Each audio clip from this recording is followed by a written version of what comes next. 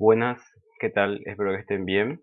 Eh, para este video quiero implementar algo que todavía no habíamos hecho. Quiero hacer una lectura de, de parte de un artículo del autor Gottlob Frege, o Frege, bueno, es alemán, así que depende mucho de la pronunciación. El texto de un texto muy simbólico, por así decirlo, y muy usado, muy referenciado dentro de lo que es filosofía del lenguaje, del inicio de filosofía del lenguaje, y es un autor a quien estuve haciendo referencia en otros videos durante, bueno, muchas ocasiones, así que ahora quisiera leer parte de su texto e ir explicándole a ustedes. Les aviso de antemano que no voy a leer todo el artículo, solo una pequeña parte que me gustaría ir compartiendo con ustedes, y hablar acerca de lo que ya estuvimos viendo en videos anteriores. Entonces, para centrarnos un poco, esto es acerca de la referencialidad.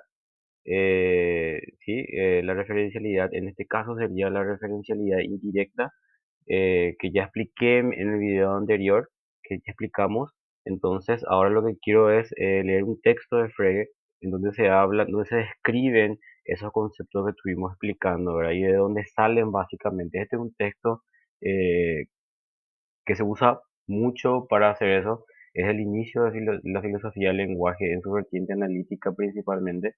Y bueno, voy a ir parando cada tanto, voy a ir leyendo y parando cada tanto para explicarles y tratar de que tengan un contexto. Después bueno, les voy a pedir un pequeño trabajito.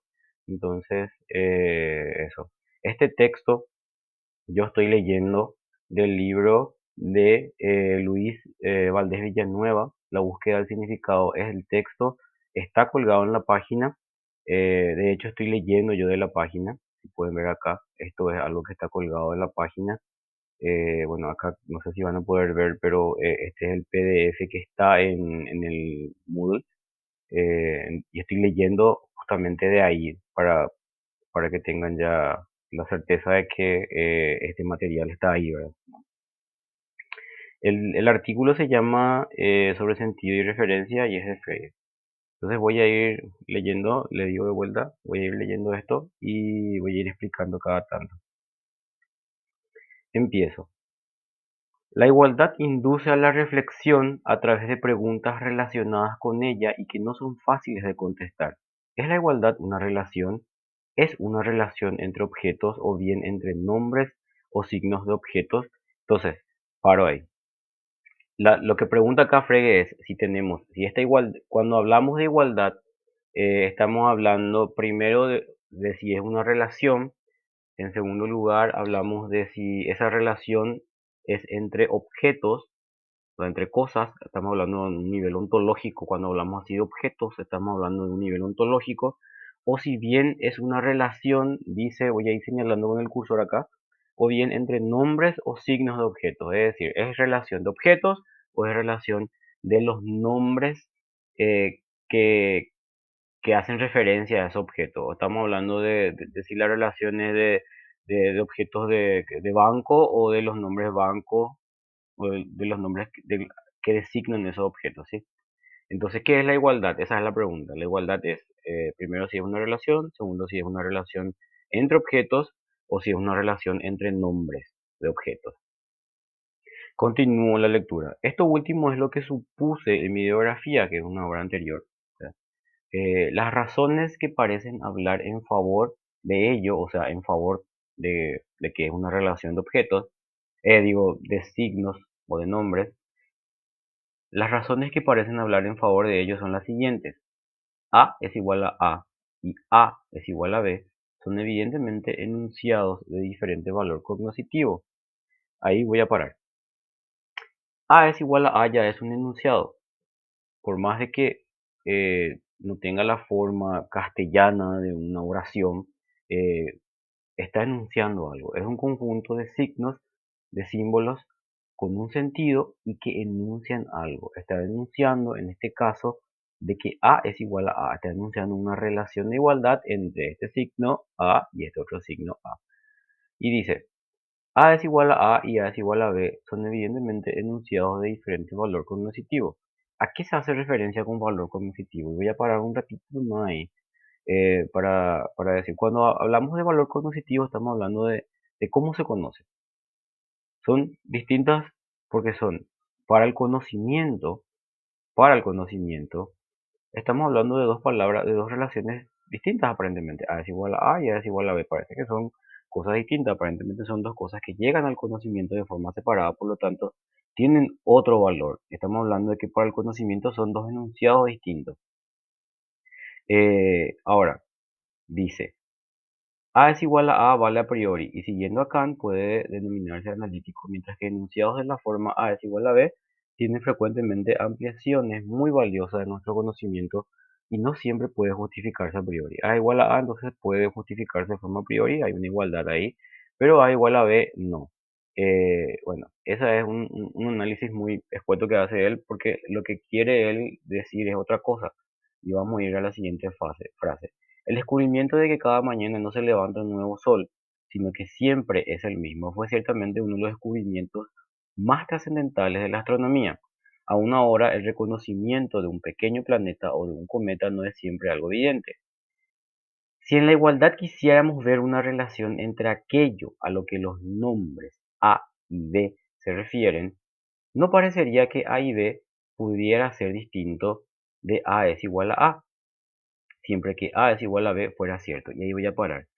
Si es que o sea, si decimos que la igualdad es una relación entre objetos, o dice acá, una relación entre aquello a lo que los nombres A y B se refieren, es decir, una relación entre objetos. Si es que decimos que la igualdad es una relación de objetos, entonces no estamos hablando de algo distinto. O sea, no estamos hablando de cosas distintas.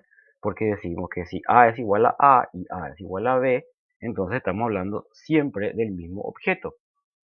Para entender mejor esto, voy a agarrar y voy a reemplazar, o podemos reemplazar los nombres, el signo A por un nombre y el signo B por otro nombre, o por una expresión. Vamos a ponerle, vamos a reemplazar A por el Mariscal López y B por el presidente paraguayo durante la guerra de la Triple Alianza. ¿Sí? Esa va a ser B. Entonces, si decimos A igual a A, podemos decir el Mariscal López igual a el Mariscal López. ¿Sí? Y si decimos A igual a B, podemos decir el Mariscal López es igual a el presidente paraguayo durante la guerra contra la Triple Alianza. Eh, estamos hablando de la misma persona. Estamos hablando del mismo objeto. ¿Sí? Entonces, no hay una diferencia entre A igual a y A igual a B si es que decimos que, o sea, si es que hacemos referencia al objeto y no a los nombres. Hacemos referencia al objeto. Continuamos. Se habría expresado en tal caso una relación de una cosa consigo misma. Si es que estamos hablando si es que hacemos referencia al objeto, entonces estamos diciendo que hay una relación. Si hablamos de igualdad, hablamos de una relación de un objeto o de una cosa consigo misma. Y además una relación tal que se da en cada cosa respecto de sí misma, pero que ninguna cosa tiene respecto de cualquier otra cosa. Parece que lo que se quiere decir con A igual a A es lo que los signos o nombres A y B se refieren a lo mismo. Y por lo tanto, en la igualdad se trataría precisamente de estos signos. Se afirmaría una relación entre ellos. Lo que dice Frege acá es que cuando hablamos de igualdad, o parece ser que, bueno, evidentemente que no estamos hablando, cuando hablamos de igualdad no estamos hablando, si es que nos referimos a los objetos, tenemos que decir que la igualdad es una relación del objeto consigo mismo.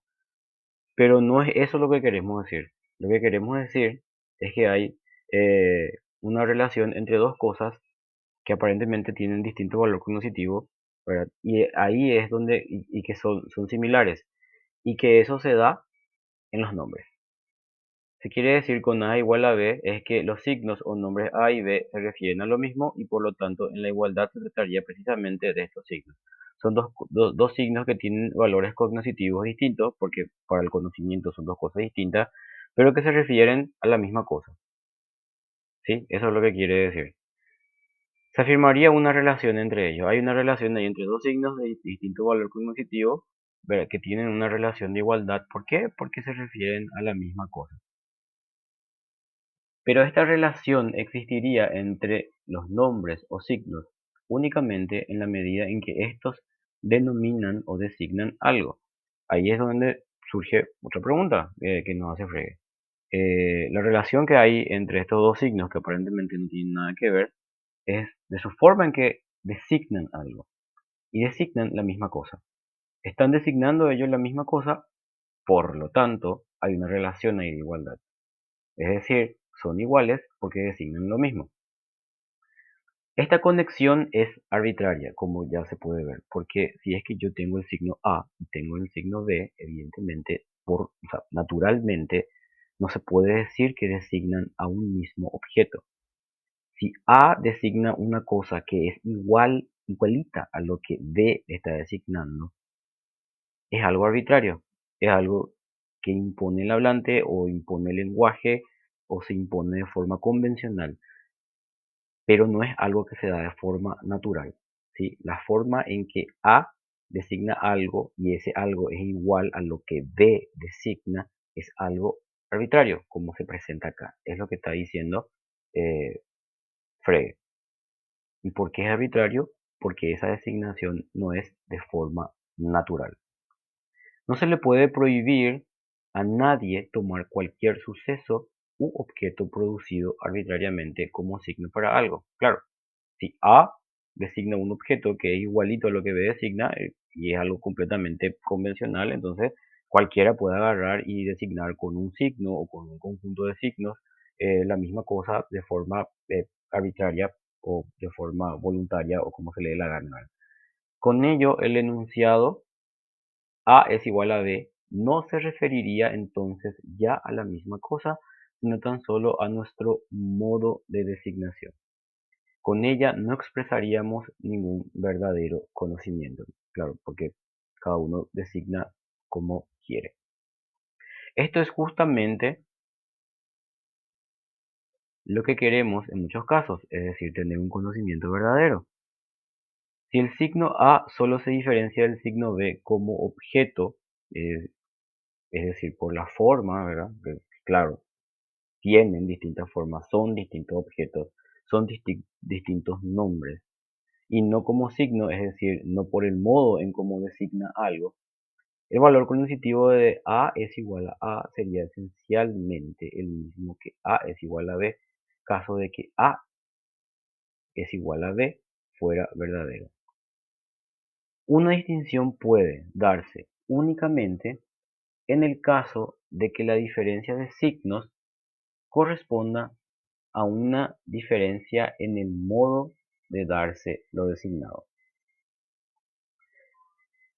Sean A, B, C las rectas que unen los ángulos de un triángulo en el punto medio de los lados opuestos. El punto de intersección de A y B es entonces el mismo que el punto de intersección de B y C.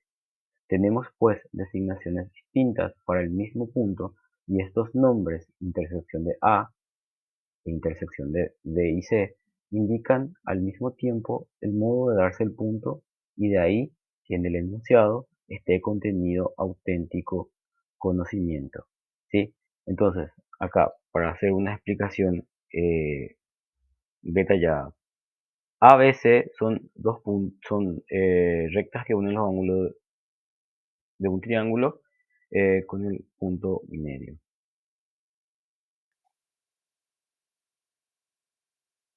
Bueno, corté un poco esta parte del video porque tenía que explicar mejor esto ahora.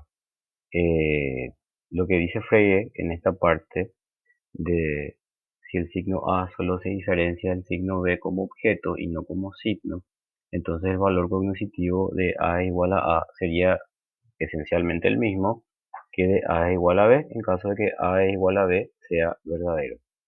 O sea, si solamente tenemos en cuenta la letra, es decir, la letra A y la letra B, y decimos que su diferencia es la forma en que tienen A y B, entonces, bueno, la diferencia bueno, si solamente la diferencia que existe es la diferencia de forma y no la diferencia en cómo ellos designan algo o cómo ellos hacen referencia a algo, entonces, bueno, sería el mismo. Yo puedo arbitrariamente establecer que A igual a A, y si A igual a A y A igual a B, entonces hay una igualdad ahí que se da de forma convencional, arbitraria, y en este caso sería incluso hasta a priori, ¿verdad? Eh, y no hay un valor cognitivo que se le agrega, es decir, no hay un conocimiento que se le agrega. Y lo que estamos buscando, como dijo él en el párrafo anterior, bueno, en la frase anterior al menos, como decía en este libro, lo que estamos buscando es primero que el conocimiento sea verdadero y segundo, eh, que se agregue conocimiento, que haya verdadero conocimiento. Y acá aparentemente no hay verdadero conocimiento si es que solamente tomamos la diferencia como la diferencia entre, entre signos solamente como la forma que tiene el signo y no como la forma en que designa algo, la forma en que hace referencia a algo. Eh, tiene que haber algo más, es lo que plantea Frege. Tiene que haber algo más. O sea, la diferencia entre dos signos no tiene que ser solamente la forma que tiene, la forma en que se dibuja, la forma en que se grafica. Tiene que haber necesariamente algo más, porque si no, no hay verdadero valor cognitivo, no hay un aporte cognitivo real a esa diferenciación. Él da un ejemplo acá de un ángulo, de un triángulo, perdón, de un triángulo, y dice, sean A, B y C rectas que unen los ángulos de un triángulo con el punto medio de los lados opuestos. Es decir, tenemos un triángulo y cada ángulo del triángulo tiene que trazar una recta que va al punto medio del lado opuesto a ese ángulo, ¿verdad? Eh, él dice que el punto de intersección de A y B va a ser el mismo que el punto de intersección de B y C. O sea, si trazamos un punto de intersección entre todas las rectas que trazamos, eh, entonces el punto de intersección necesariamente va a ser siempre el mismo, va a ser el medio. O sea, cualquier triángulo que nosotros hagamos y que grafiquemos, eh, trazamos una línea entre un ángulo y el punto medio del lado opuesto a ese ángulo y hacemos eso con todos los ángulos, con los triángulos y triángulos, todos van a tener un mismo punto de intersección. Ahora va a ser el medio, o sea, va a ser el punto gravitacional de ese triángulo. Eso es algo que podemos graficar y va a ser siempre el mismo. Pero dice, tenemos designaciones distintas y esta es la parte esencial. Tenemos designaciones distintas para un mismo punto. Tenemos un mismo objeto, ¿verdad? Que es ese mismo punto. Pero tiene designaciones distintas. Es decir, intersección de A y B e intersección de B y C. Son dos designaciones distintas, son dos formas de designación distintas para una misma cosa, para un mismo objeto. Dice, estas dos formas de designación indican al mismo tiempo el modo de darse el punto, es decir, cómo yo llegué a ese punto, y de ahí que el enunciado esté contenido, en el enunciado esté contenido auténtico conocimiento, porque yo llegué de una forma a ese mismo punto, yo llegué de una forma distinta o sea, si es que yo sigo la forma de designación intersección de A y B, es una forma de designación distinta a intersección de B y C, porque yo llegué de distinta forma a ese punto. ¿Sí? Yo referencié de distintas formas y yo llevé mi conocimiento a ese punto, ¿verdad? Ese punto de intersección de una forma distinta, ¿sí? Yo amplié el conocimiento, yo di auténtico conocimiento, como dice ahí. No es lo mismo decir, por ejemplo, tengo un mismo punto de intersección, un mismo objeto, y ese es un ejemplo que se usa siempre y que en este texto él va a usar siempre también, Freire. Eh, el, el autor del libro Metafísica es una forma distinta, es una forma de llegar a Aristóteles, a la palabra Aristóteles, al nombre Aristóteles, que es distinto al maestro de Alejandro Magno, ¿sí? Entonces yo tengo la palabra Aristóteles. ¿Y cómo llego a la palabra Aristóteles? Yo lo designo por por un lado lo designo por el autor del libro Metafísica, bueno, que no es tan cierto, ¿verdad? Pero eh, a modo de ejemplo puede servirnos esto, ¿verdad? Solamente a modo de ejemplo. El autor de Metafísica, y tengo también otra forma de designación, el maestro de Alejandro Magno. Son dos formas de designación distintas que nos llevan al mismo objeto, que pueden llevarnos al mismo objeto, pero que nos dan auténtico conocimiento. Cada uno de ellos, cada una de esas formas de designación nos da auténtico conocimiento porque nos lleva por un camino distinto a la otra forma de designación. Llegamos al mismo lugar, pero por un camino distinto. Llegamos al mismo objeto, pero por distintos caminos. Y ese camino que recorrimos, por darle un ejemplo metafórico nada más siempre, ese camino que recorrimos, ese es el auténtico conocimiento que se nos da, por así decirlo. ¿Sí? Eso es lo que nos quiere decir acá. Por más que se llegue al mismo objeto, a la misma referencia, se siguieron distintos caminos. Y ese nuevo camino que se siguió, ese es auténtico conocimiento. Dice, es natural, vamos al siguiente párrafo, es natural considerar entonces que un signo, nombre, unión de palabras, signo escrito, además de lo designado, o sea, además del objeto al que hace referencia, que podría llamarse la referencia del signo, ¿verdad? Va unido lo que yo quisiera denominar el sentido del signo, en el cual se haya contenido el modo de darse. En el sentido, o sea, esa intersección de A y B, intersección de B y C, el maestro tajirita Alejandro Magno, el autor de la metafísica, son sentidos, son formas en que se da el signo, ¿sí? Son formas en que designa el signo, son formas en que designa algo el signo, ¿sí? A eso es lo que le llama Frege sentido. Entonces tenemos el signo, por un lado, tenemos el objeto o la referencia del signo y tenemos el sentido, ¿sí? Ese es un triángulo, el triángulo del conocimiento que no se va a separar básicamente y que se describe acá en Frege. Y a partir de Frege se usa muchísimo ese triángulo, ¿verdad? El de signo, sentido y referencia. Sí, por eso es que esta obra se llama sobre sentido y referencia. Además de lo designado, podría llamarse referencia va unido lo que yo quisiera denominar el sentido del signo, en el cual se haya contenido el modo de darse, el modo en que el signo se da. Según esto, en nuestro ejemplo, la referencia de las expresiones el punto de intersección de A y B, es una expresión, y el punto de intersección B y C, sería ciertamente la misma, es decir, es el mismo punto, la referencia de esas expresiones son la misma, pero no sería el mismo sentido, ¿sí? Por más de que sea el mismo objeto, no es el mismo sentido, ¿sí? Son dos sentidos distintos.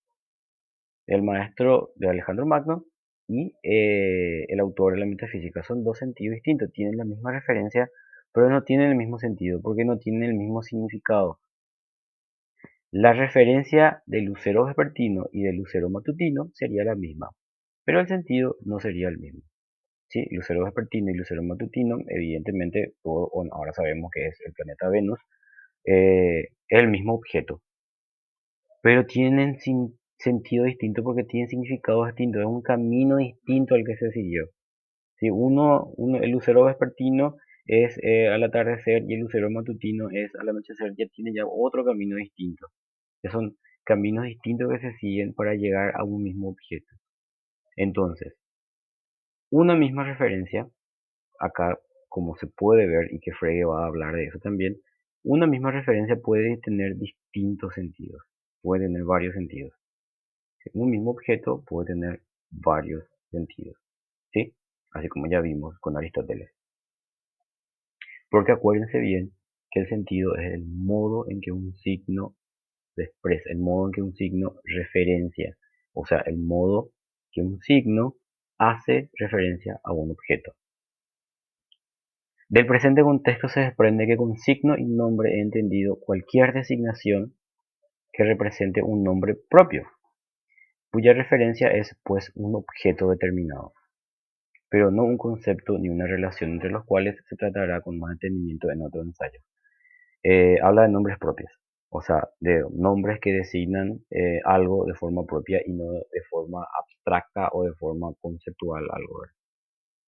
La designación de un único objeto puede estar compuesta de varias palabras u otro tipo de signos. Para abreviar, llamaremos nombre propio a cada una de tales designaciones. Es decir, cuando hay un único objeto, esto es lo que dice con nombre propio, cuando hay un único objeto se designa con un conjunto propio de palabras. Eh, el sentido de un nombre propio, el sentido de un nombre propio, lo comprende todo aquel que conoce el lenguaje o el conjunto de designaciones al que pertenece, pero con ello la referencia, en caso de que exista, solo queda parcialmente iluminada. A ver, el sentido de un nombre propio lo comprende todo aquel que conoce el lenguaje o el conjunto de designación al que pertenece. Frege está diciendo acá, y esta es una postura de Frege, que bueno, evidentemente luego se criticó mucho, ¿verdad? Eh, y que a partir de acá vienen las controversias posteriores. ¿Cómo se obtiene el sentido? ¿Cómo se llega al sentido? Y acá Frege responde a eso. El sentido tiene cualquier persona que conoce el lenguaje. El sentido pertenece al lenguaje. El sentido no le pertenece a la mente del individuo, el sentido no le pertenece al objeto, el sentido le pertenece al lenguaje. Es la forma en que designamos algo y esa forma es lingüística. Cualquier persona que tenga uso del lenguaje, un buen uso del lenguaje, puede captar el sentido de algo, porque el sentido es lingüístico. El sentido pertenece al lenguaje y es la única forma objetiva de designar algo. Y él explica por qué el sentido solamente pertenece al lenguaje y no pertenece a las percepciones mentales o las captaciones mentales. Eh, dice, voy a saltar esto y voy a irme a la parte en donde va a explicar esto él. La referencia a la idea indirecta nada más acá. Acá está, en este párrafo. De la referencia y del sentido de un signo hay que distinguir la representación a él asociada. Tenemos referencia y tenemos sentido. Y tenemos el signo. Hay que distinguir de esto la representación. Si la referencia de un signo es un objeto sensiblemente perceptible, la representación que yo tengo de él es entonces una imagen interna formada a partir de recuerdos de impresiones sensibles que he tenido y de actividades que he practicado tanto internas como externas. Esta imagen está frecuentemente impregnada de sentimientos. La claridad de cada una de sus partes es diversa y vacilante. No siempre, ni siquiera en la misma persona, está unida la misma representación al mismo sentido. La representación es subjetiva. La representación de uno no es la del otro.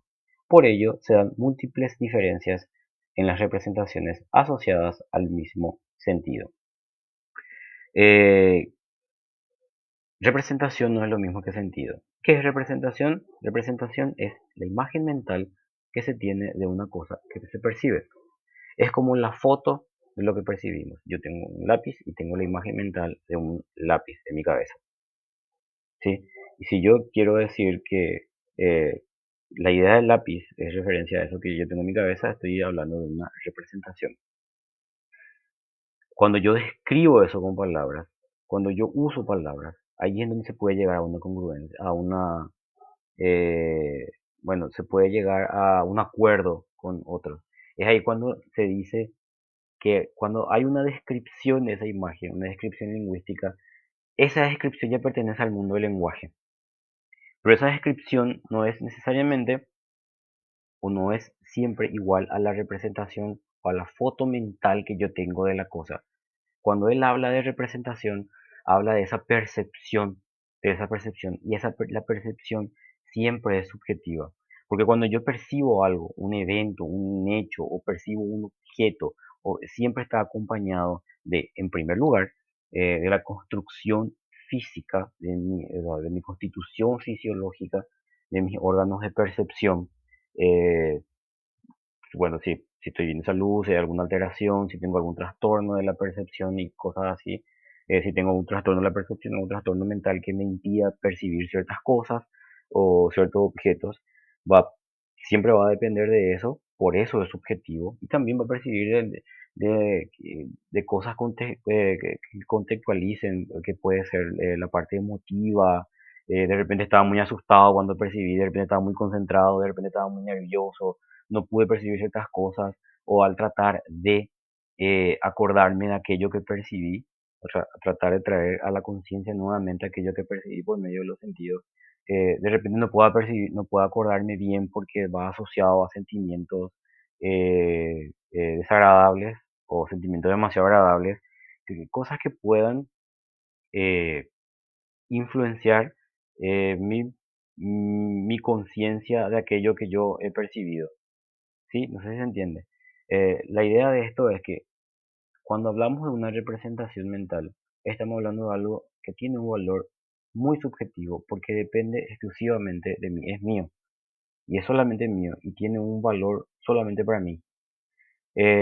Una vez que yo lo describo, una vez que yo lo convierto en lenguaje, ahí es cuando yo puedo comparar con otras representaciones. Pero ya no son representaciones, ya son descripciones de representaciones. Ahí ya forma parte del mundo lingüístico. No siempre ni siquiera la misma persona está unida a la misma representación al mismo sentido, ¿sí? No podemos decir que una representación siempre tiene el mismo, que una representación por más de que sea todos veamos algo, no siempre va a tener el mismo sentido, cada uno va a percibir de distinta forma y eso se sabe. Bueno, dice, un pintor, un jinete y un zoólogo, un pintor, un jinete y un zoólogo asociarán probablemente representaciones muy distintas al nombre bucéfalo, porque todos tienen percepciones distintas. Eh, dice, por eso se diferencia la representación esencialmente del sentido de un signo, el cual puede ser propiedad común de muchos y que por tanto no es parte o modo de la mente individual. Pues ciertamente no se podrá negar que la humanidad tiene un tesoro común de pensamientos que transmite de una generación a otra. Y esta es la definición básica de objetividad. Cuando se le pregunta cuál es la definición de objetivo y subjetivo u objetividad y subjetividad, esta es la diferenciación básica. Algo objetivo es algo que es propiedad de muchos, propiedad común de muchos, ¿verdad? Y algo que forma parte de una mente individual es algo subjetivo, algo que solamente es para mí y que solamente me pertenece a mí. Cuando yo transmito lingüísticamente, cuando yo transformo en palabra mis representaciones, ahí estoy haciendo ya propiedad de muchos porque muchos pueden agarrar y estar o no de acuerdo, pero uno no puede o no estar de acuerdo con mi representación mental porque eso es algo mío y únicamente mío. Eh, dice Mientras que, según lo dicho, no existe ninguna objeción para hablar del sentido sin más. En el caso de la representación, en cambio, para ser estrictos, hay que añadir a quién pertenece y en qué momento. ¿Sí? Si voy a hablar de una percepción, tiene que ver la percepción de fulano, la percepción de mengano. Eh, Quizás alguien diría, al igual que con la misma palabra uno asocia tal representación, el otro tal otra, también puede uno asociarle tal sentido, el otro tal otro. Sin embargo, la diferencia consiste entonces solo en el modo en darse la asociación. Esto no impide que ambos conciban el mismo sentido, pero no pueden tener la misma representación. Es decir, pueden tener el mismo sentido, porque como ya les dije, cuando se transforma eso, cuando se describe eso, se le designa palabras como parte lingüística, pueden tener el mismo sentido, pero no se puede tener la misma representación. En realidad no hay forma segura todavía, científicamente hablando, no hay forma de saber si cada uno tiene la misma representación. Porque yo puedo tener, cuando yo tengo una representación, yo la transformo en palabra, ya hay un proceso ahí, ya hay un proceso y no siempre es el mismo. Hay un proceso sería input, output. Y hay un proceso en que yo le doy lenguaje a esa representación. Sí, y ese proceso puede estar o no influenciado también ya en el proceso en el que yo le doy. lenguaje a esa representación sensorial, sensitiva.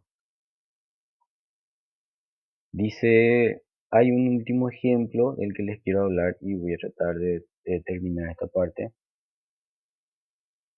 Acá dice, quizás sea adecuada la siguiente analogía para ilustrar estas relaciones. Alguien observa la luna a través de un telescopio. Comparo la luna con la referencia, es decir, la luna es el objeto al que hace referencia. Es el objeto de observación que es proporcionado por la imagen real que queda dibujada sobre el cristal del objetivo del interior del telescopio. Es decir, eh, el cristal el cristal del objetivo del telescopio se queda en el telescopio, la imagen de la luna que llega al telescopio, al cristal del telescopio, eso es lo que llama sentido. Ahora, la imagen, y por otro lado tenemos la imagen que está en la retina del observador, es decir, lo que yo veo, tenemos la luna, tenemos la imagen de la luna en el cristal del telescopio, y tenemos la imagen de la luna en mi retina, que yo estoy observando, ¿verdad? La primera imagen, es decir, la imagen del telescopio, la que queda grabada en el telescopio, la comparo con el sentido. La segunda, con la representación o intuición.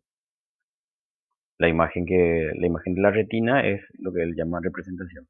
La imagen formada dentro del telescopio es en verdad solo parcial, depende del lugar de observación, pero con todo también es objetiva, en la medida en que puede servir a varios observadores. Es decir, que lo que se ve en el telescopio pueden ver varias personas. Esa imagen que está en el telescopio pueden ver varias personas, ¿sí?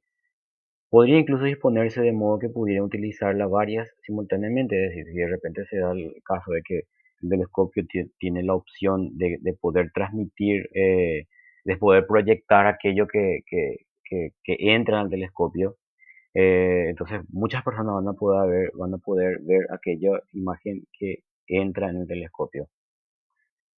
Pero de las imágenes retinianas, es decir, la que queda en la retina, cada uno tendrá la suya propia. Eh, es decir, todos tenemos, yo tengo la imagen que yo tengo, la imagen mental que yo tengo que entra a mi ojo, es algo mío, es algo que se queda solamente para mí. Apenas podría lograrse una congruencia geométrica, debido a la diferente constitución de los ojos y una coincidencia real excluida. Estaría excluida. Podría quizá seguir desarrollándose esta analogía, admitiendo que la imagen retiniana de A podría hacerse visible a B, o también que el propio A podría ver su propia imagen retiniana en un espejo. Con esto se podría quizá, con esto se mostraría quizá que una representación puede ser tomada ciertamente como objeto, pero que en sí misma no es nunca para el observador lo que es para el que la tiene. Nunca va a ser la misma. Pero seguir en esta dirección nos apartaría demasiado de lo que nos ocupa. Y voy a llegar hasta acá. Entonces, eh, simplemente esto era para detallar lo que era sentido y referencia y tener una cuestión. El sentido entonces es el modo en que un objeto designa algo. Ese modo es lingüístico. Ese modo puede ser distinto. Cada sentido, o sea, cada objeto o cada referencia tiene distintos sentidos. eh, Puede tener distintos sentidos y cada uno de ellos aporta algo nuevo, aporta un conocimiento nuevo, o sea, tiene un valor cognitivo auténtico, eh, aunque haga referencia a la misma cosa, ¿sí? Como vimos acá en Frege. Ese sentido pertenece al mundo del lenguaje, el sentido es lingüístico. El sentido no tiene que ver con la representación mental que uno tiene de una cosa. El sentido no tiene que ver con la representación mental que uno tiene de una cosa. La representación es puramente subjetiva. La representación mental de la cosa es subjetiva. El sentido es la forma en que designamos algo. Un sentido es una descripción lingüística, pertenece al mundo del lenguaje y cualquier persona con conocimiento del lenguaje puede llegar a tener ese sentido. Porque el sentido no es algo que yo intuyo. El sentido tiene un valor objetivo para Frege. En el, en tanto sea lingüístico. ¿Por qué objetivo? Porque pertenece al mundo del lenguaje. Y eso es lo que le da su objetividad. porque puede ser verdadero, porque puede ser observado, utilizando una metáfora, ¿verdad? Puede ser observado por varias personas, puede ser obtenido por varias personas y puede ser verdadero para varias personas, así mismo como está. Pero mi representación eh, sensorial, o sea, aquello que entra a mi mente, es algo que es mío y no puede ser observado por varias personas al mismo tiempo. Y no siempre va a ser el mismo, ¿sí? Entonces ahí tenemos más o menos lo que Frege quiso decir con sentido y referencia. Entonces, tenemos acá una lectura que hicimos desde la página 24, 25, 26 y 27, 28, hasta la página 28.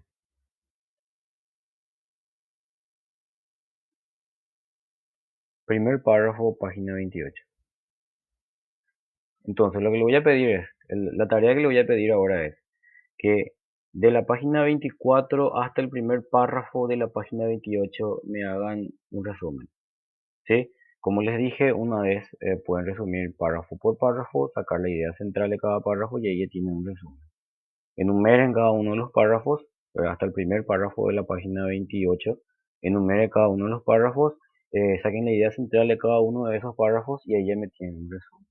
¿Sí? Son, qué sé yo, 4 páginas y media por ahí. 3 o 4 páginas y media nomás son. Entonces esa es la tarea que les voy a dejar para que me presenten para la semana que viene. ¿Sí? Espero que esta modalidad les haya interesado, les haya gustado, que hayan entendido. Y bueno, voy a tratar de continuar con esta modalidad porque también quiero hacer una lectura del libro de Bertrand Russell, o bueno, de un artículo de Bertrand Russell que también tiene relación con esto, ahora siempre con sentido y referencia. Muchísimas gracias.